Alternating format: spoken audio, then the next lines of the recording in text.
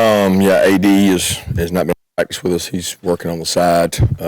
Still hopeful to get him back. Amarius working on the side. He's got good flexion in his knee. Been able to do some sets and move around and lift and hit some things, but hasn't practiced with us. Who's the other one? Kendall practiced with us and did some reps today. So Dylan Bell has gotten a lot of playing time so far just because of injuries. So what has it been like to watch him just grow as a leader on and off the field, and just kind of as a player as a whole? Yeah, he's worked really hard to get his playing time. He didn't get it just because of injuries. He's a good football player that's worked really hard to earn the opportunity he's gotten on special teams and at wideout. We've always liked Dylan. He's very bright, very sharp, tough. He's still a freshman. You know, there's just when you're playing with freshmen, you're gonna have some errors and some mistakes. He makes some of those each game, but he's a very conscientious kid. It bothers him when he makes a mistake, and he's gonna be a really good football player.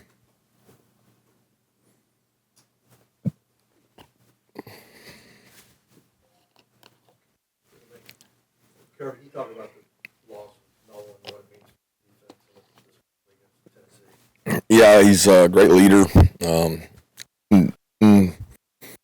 Unquestioned, like toughness. He's got great toughness. The guy's been durable. He's been here his whole career. He hits things so hard. He closes on counters. He creates an attitude of toughness that kind of embodies our defense. You know, he's been the very vocal leader this year, and really, to be honest, the last 2 days out there running to the ball, flying to the ball, coaching the guys, doing everything, and been an incredible impact just on the energy of practice. So very appreciative of all he's done, and just unfortunate part of football. But it's a very common injury and surgery. Roquan had one while he was here. Roquan had one in the NFL, and he'll make it from it, and he'll be fine.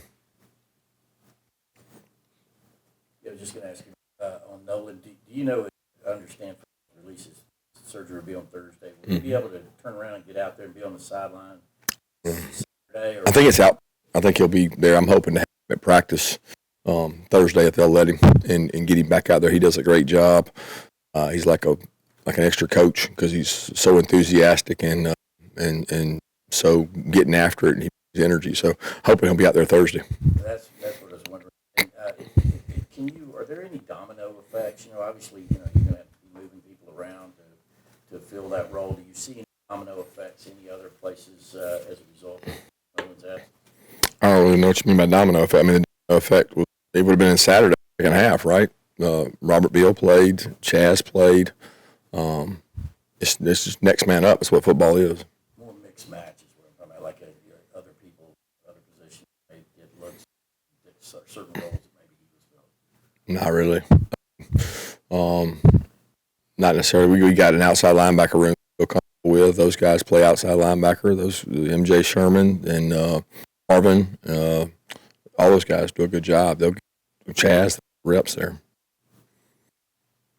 Sort of a similar question in regards to Chaz and Robert stepping up for Nolan there. With Tennessee having such a pass-happy offense, what are you expecting to see out of them going up against an offense like that? Yeah, Tennessee's not necessarily pass-happy offense. I don't know if y'all watched them. They run the ball really well. I think you could say statistically they have explosive passes. They are a running team that chunks it deep and does a really good job with explosive pass plays. But they commit to the run. There's a toughness there. Their backs run really tough. So, again, that's the next man up. I mean, those guys have to play. They practice every day just like Nolan does. They have to have an opportunity to go play. I mean, it's the next – whether the twos practice every day, our threes practice every day, our scouts practice every day, and those are the guys that will have to go play. In terms of subbing and using different packages, how did you have to plan this game? We have sub packages. We have the packages we have every game. It's hard to get in. You have to be strategic about how you go about getting them in. But we have the packages that we carry into every game because we year round practice subbing. So it's not like this is the first time we have to sub with pace or when they sub. You have to have sub packages, and we'll have those. Yeah, have you seen Jemai Dumas-Johnson both the player and leader this year, especially in the wake of the Nolan injury, the leadership that he brings to this defense? Yeah, long before the Nolan injury, he's become a very vocal person.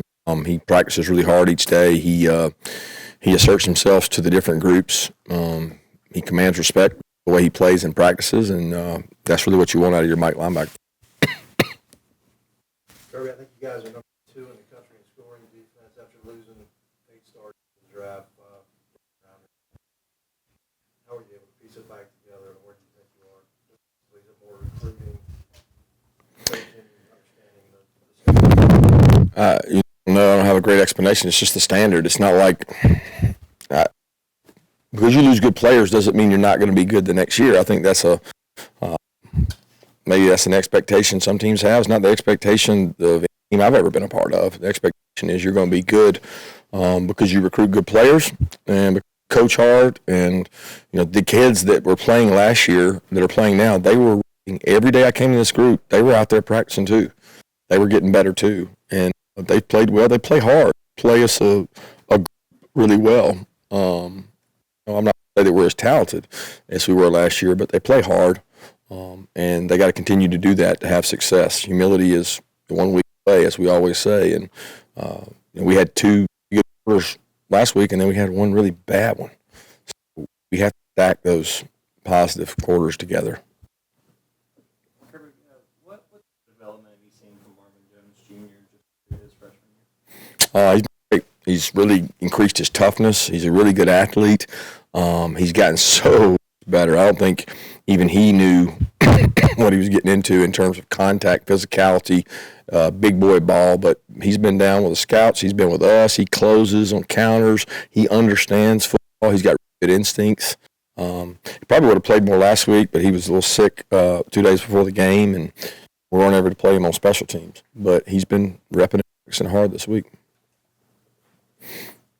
Coach, obviously, I'm sure you watched Tennessee's game this year. I was wondering, did y'all pay any extra attention to their one of Alabama being down in the what's similar to what you guys try to do? Not really. I mean, we got Bama's game from last year, our game from last year. We look at all the games. I mean, you look at all the games. You evaluate how people played them. What's been successful. I mean, they're looking at every game on us, and they're saying, okay, where are the explosive plays coming from? And they've got certain plays they're going to run regardless of that. And it's probably more different for us to play them because everybody they play has to play differently because of their offense. But we don't put more stock in one game over another. Yeah, I was just curious on what Jalen Walker, especially with him, even though reps nearly an inside linebacker, is also able to be an impact player, or potentially an impact player as an edge rusher. Yeah, he's played a few more snaps recently, earning himself into some of our packages, and he's done a good job. He's been playing on special teams. He's really fast. He's tough. He's going to be a good player. I mean, it's like the good players we've signed here, they've had some role as a freshman because we believe in getting them out there. His has been a really huge role, but been a good role. And you think about the guys who had leave here in the last couple of years, they had some impact as a freshman, and he's doing that now. Just curious about Jalen Carter specifically, obviously just coming back and played a lot of third down, specifically against Florida. These guys, it's no guarantee you can get him out there on third down. Does that mean, he plays first down, or how do you handle the rotation when facing the team that goes as fast? Try to play a lot of guys. I mean, he played all last week, multiple downs, and hopefully he'll play this week, multiple downs. It's not there's other teams that can go tempo. Nobody goes tempo like they go tempo. There's nobody that can really compete with. Ole Miss is probably the closest thing to that. But Jalen's practiced hard and done good work.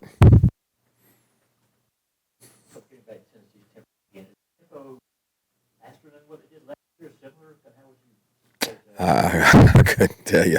No, they were number 1 in the country last year in play. Plays in a minute, and they're number 1 this year. But I would say it's faster because everybody's back. I mean, the line's 4 or 5 guys back. The quarterback's back. The backs are back.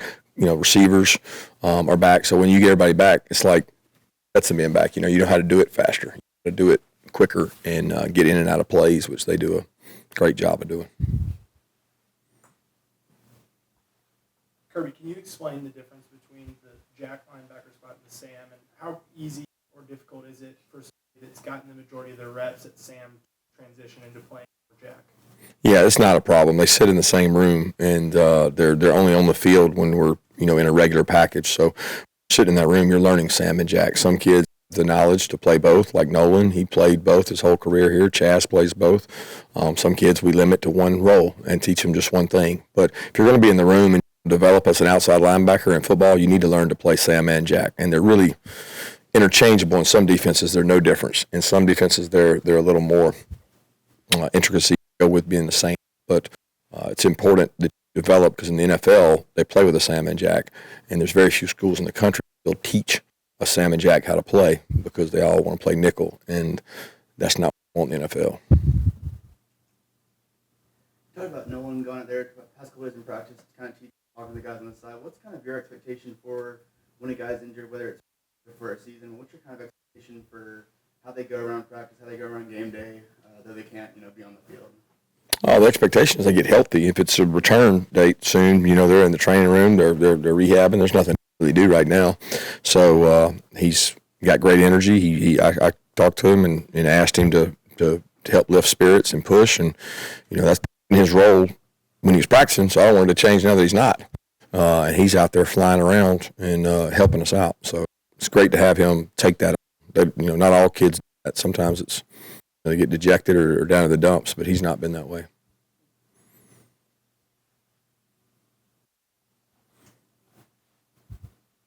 Coach, just how has practice been, yesterday and today?